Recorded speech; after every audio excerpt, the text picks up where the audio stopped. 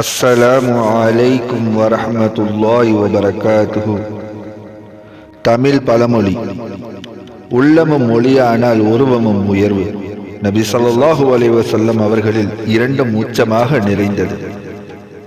தமிழ் கவிதை: அகமும் புறமும் மொழி நிறைவு, அழகும் அர்த்தமும் ஓர் வடிவு.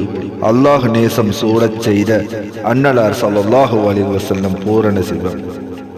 இக்கவிக்கு ஏற்றாற்போல் இமாம் பூசரி ரஹ்மத்துல்லாஹி அலைஹி தனது புருதா ஷரீஃபில் 41வது பைத்தில் இவ்வாறாக குறிப்பிடுகிறார்கள்: فهو الذي تم معناه وصورته ثم اصطفاه حبيبا بارئ النسم.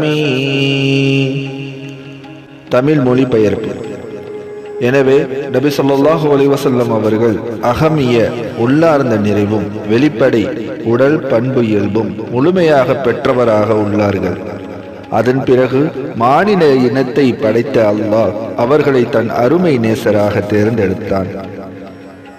கவிஞர் கூறுகிறார்: நபி முஹம்மது முஸ்தபா ஸல்லல்லாஹு அலைஹி வஸல்லம் அவர்களின் சிறப்பு ஒரு பகுதியிலோ ஒரு பண்பிலோ மட்டுமல்ல, அவர்களின் உள்ளார்ந்த அர்த்தம் அகமிய முழுமை பெற்றது, வெளிப்படை தோற்றம் சூரத் முழுமை பெற்றது, அகமும் புறமும் எந்த குறையும் இல்லாத பூரண நிலையை அடைந்ததால் தான் மனித இனத்தை படைத்த அல்லாஹ் அவர்களை ஹபீப் தன் அருமை நேசராக தேர்ந்தெடுத்தான்.